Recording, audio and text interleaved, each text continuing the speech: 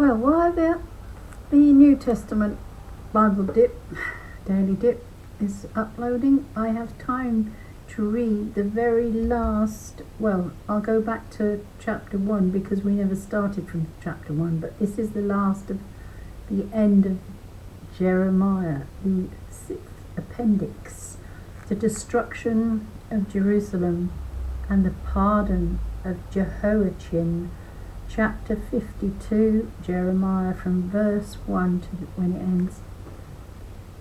Zedekiah was 21 years old when he came to the throne, and he reigned for 11 years in Jerusalem. His mother's name was Hamittal, daughter of Jeremiah of Libnah.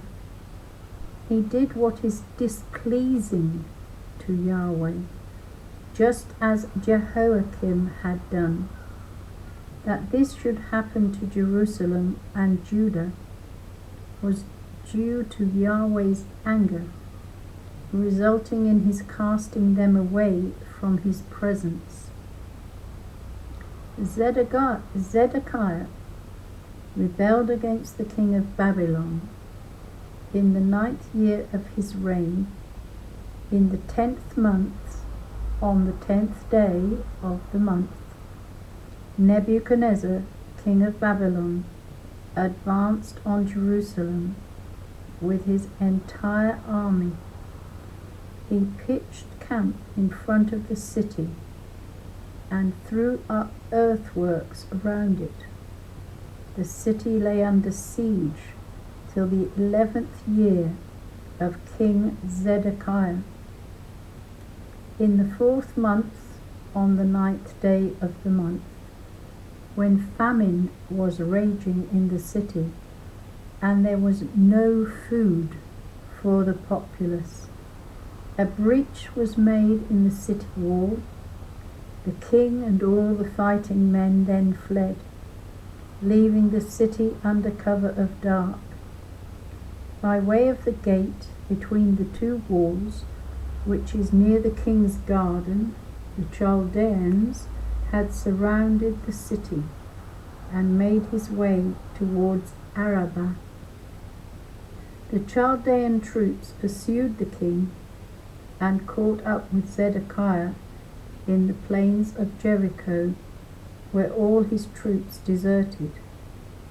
But the Chaldeans captured the king and took him to the king of Babylon at Riblah in the territory of Hamath, where he passed sentence on him. He had Zedekiah's sons slaughtered before his eyes. He also had all the chief men of Judah put to death at Riblah. He then put out Zedekiah's eyes, and loading him with chains, the king of Babylon carried him off to Babylon, where he kept him prisoner until his dying day. In the 5th month, on the 10th day of the month, it was in the 19th year of Nebuchadnezzar, king of Babylon. Nebuzaradan, commander of the guard, a member of the king of Babylon's staff, entered Jerusalem. He burnt down the temple of Yahweh, the royal palace, and all the houses in Jerusalem.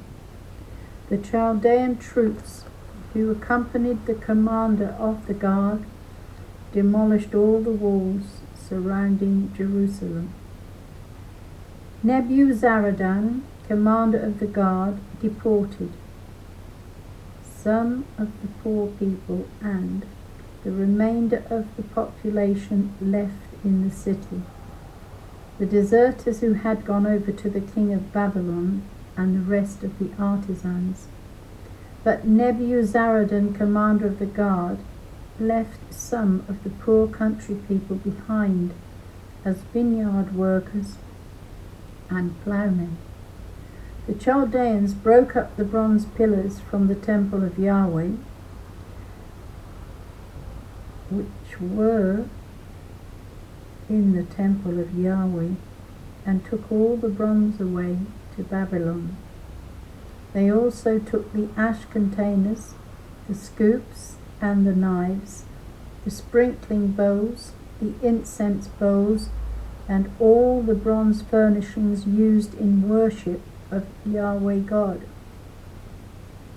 The commander of the guard also took the bowls, the censers, the sprinkling bowls and ash containers, the lampstands, the goblets and the saucers, everything that was made of gold and everything made of silver.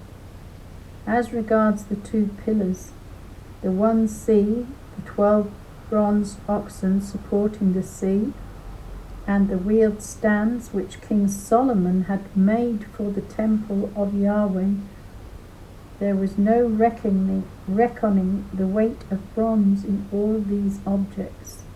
As regards the pillars, the height of one pillar was 18 cubits.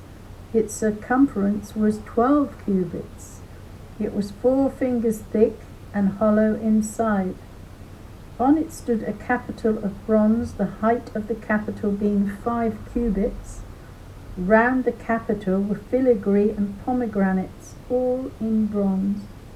So also for the second pillar, there were 96 pomegranates round the sides, making 100 pomegranates round the filigree in all. The commander of the guard took prisoners Seraiah, the chief priest, Zephaniah the priest next in rank, and the 3 guardians of the threshold. In the city he took prisoner an official who was in command of the fighting men, 7 of the king's personal friends who were discovered in the city.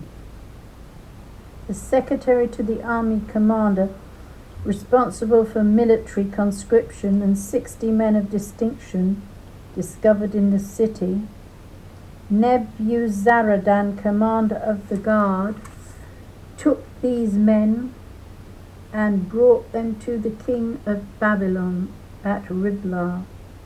And at Riblah in the territory of Hamath, the king of Babylon had them put to death. Thus Judah was deported from its country.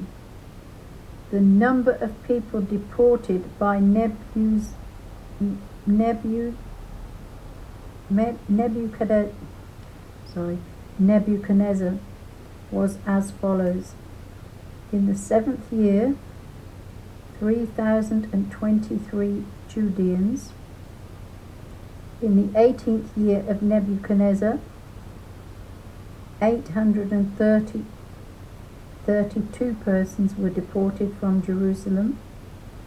In the 23rd year of Nebuchadnezzar, Nebuzaradan, commander of the guard, deported 745 Judeans, in all 4,600 persons. But in the 37th year of the exile of Jehoiachin, king of Judah, in the 12th month, on the 25th day of the month, evil Merodach, king of Babylon, in the year he came to the throne, pardoned Jehoiachin, king of Judah, and released him from prison. He treated him kindly and allotted him a seat above those of the other kings who were with him in Babylon. So Jehoiachin laid aside his prisoner's garb, and for the rest of his life always ate at the king's table, and his upkeep was permanently ensured by the king, day after day, for the rest of his life, until the day he died. That is the word of the Lord. Thanks be to God. The next chapters is Lamentations. I'll just give you a little taste, but only a few words. These 5 laments were written soon after the fall of Jerusalem in 587 BC. Shining through their sorrow is a ray of unconquerable trust in Yahweh God. and wholehearted repentance. The first four are alphabetical poems, and their verses beginning with all the letters of the Hebrew alphabet in series. Their attribution to Jeremiah merely shows the influence of that great prophet in later Judaism. Thank you for listening. Have a good evening. God bless your evening and your day tomorrow, Sunday. Thank you. Bye-bye.